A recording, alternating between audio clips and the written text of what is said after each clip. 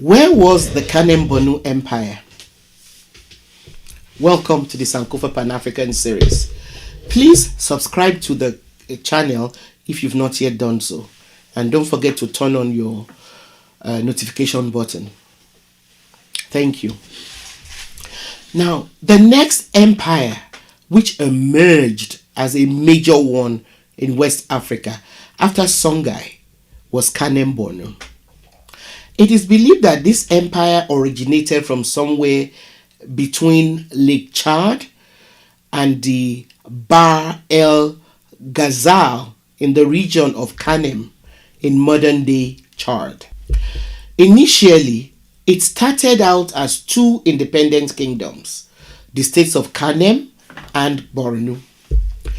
These two kingdoms were made up primarily of agriculturists and pastoralists, and consisted of various ethnic groups, most of who were skilled in ironworking techniques and horsemanship.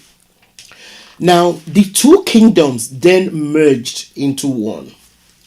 It is believed that by the 11th century, their rulers were Islamized.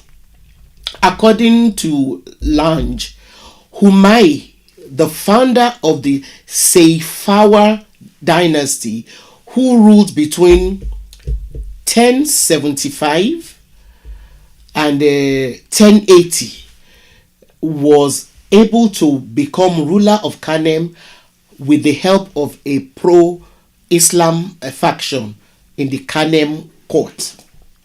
Now, the rulers of Kanem were therefore among the earliest to be Islamized in sub-Saharan Africa. Kanem Bornu quickly developed an overwhelmingly Islamic culture, and according to Bakindo, the ruling classes undertook the Hajj and were committed to building mosques in the country.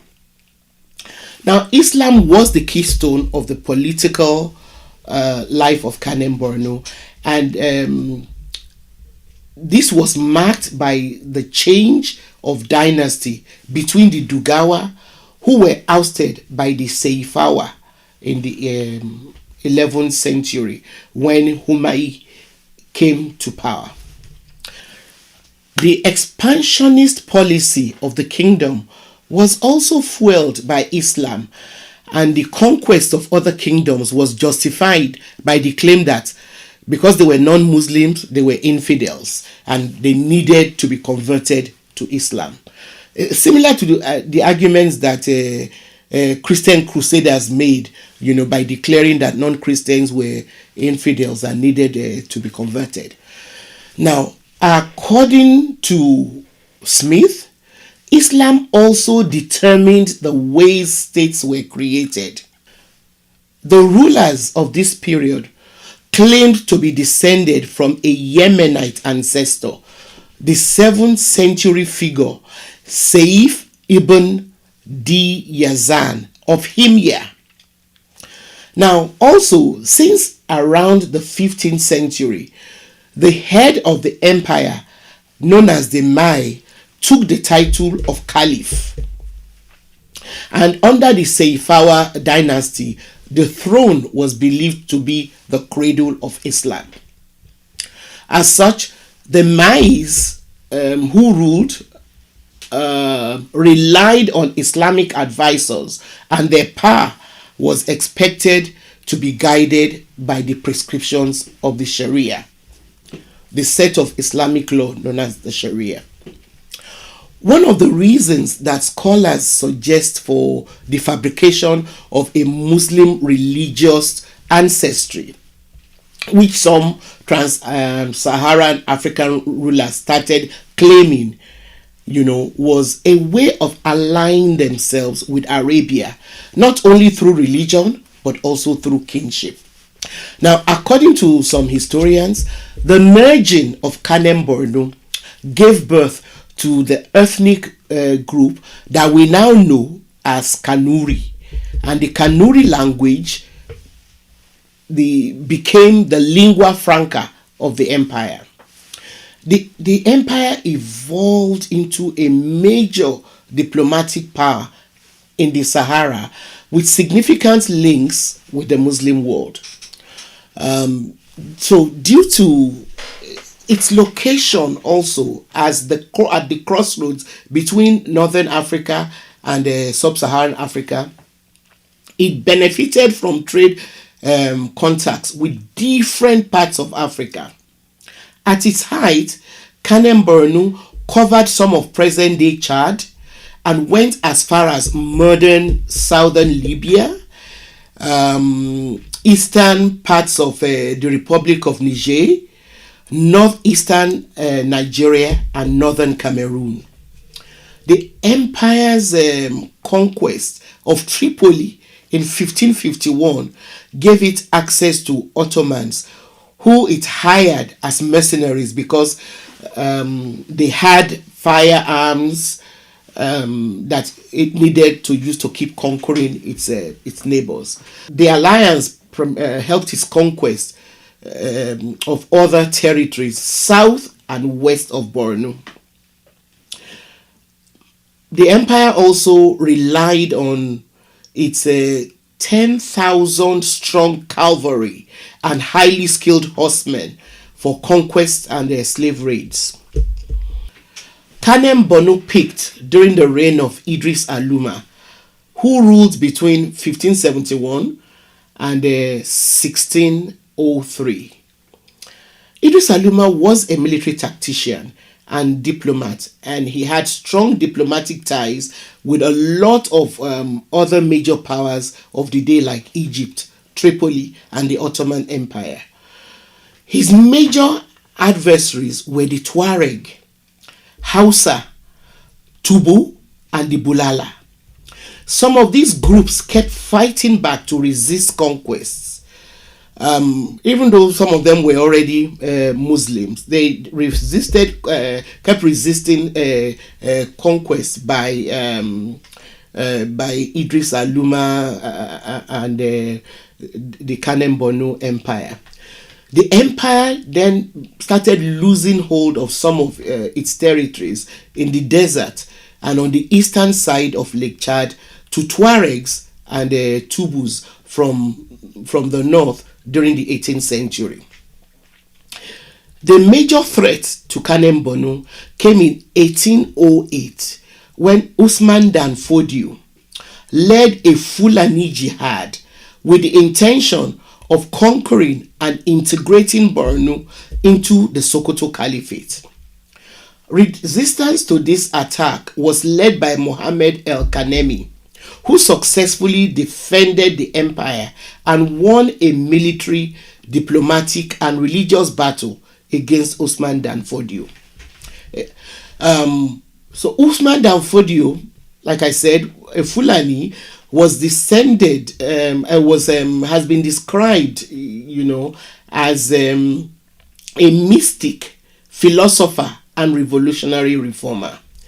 Being a Muslim, El Kanemi did not see any reason why a jihad should have been waged against his empire, since the citizens were already ardently practicing Islam.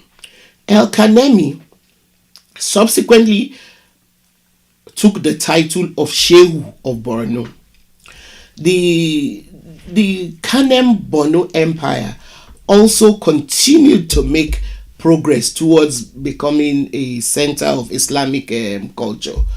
The rulers built mosques and undertook pilgrimages to Mecca, and Islam continued to play an important political role in the empire. And like I said earlier, it was used as an excuse for the empire's expansionist policies. The rulers of the empire used Islam to justify the conquests of their neighbors by claiming they were doing so in order to convert them to Islam. Now, there was no attempt to separate religion from the state because the rulers depended on Islamic advisors and on the Sharia laws for legal issues. In addition to tributes collected from states which were under it, and the continued trade in horses, for which the empire was well known, it also expanded the trade in salt.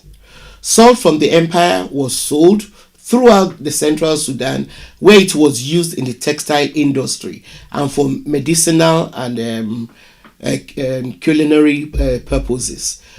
Other products like cotton, natron, kola nuts, ivory, ostrich feathers, and hides were exported from the empire. Now, unfortunately, another source of income for this empire was slave trade. While in theory Muslims could not enslave other Muslims, the empire of Kanem Bornu undertook military expeditions during which it raided and captured its neighbors. Captives were then sold and transported through caravans across the Sahara to North Africa, which was now predominantly under the Moors. Other captured people were transported and sold to countries in the Middle East. Slave trade generated profits for the rulers of this empire and helped them hold on to power. The regular trans-Saharan trade in slaves, which supplied human beings through markets in the Lake Chad region to end users in North Africa and the Middle East, seems to have been established only after the rise of Islam in the sub-region. It is believed that about 2/3 of the slaves exported northward from Kanem Bornu were women and young girls destined to meet the domestic and sexual demands of North African Moors and Middle Eastern households. The dynasty which El-Kanemi founded in Bornu was attacked by a Sudanese warlord in 1893. This brought an end to the independence of the empire. By the 19th century, what was left of the empire was divided between the British as part of the Nigerian colony, while Germany took the rest as part of their colony of Cameroon. Of course, Germany lost the hold of what they initially had when Bornu became reunified under the British in Nigeria after the First World War. Thanks for watching. Please continue to send us your comments and questions. Send them to our community page, and don't forget to share our videos. See you next time.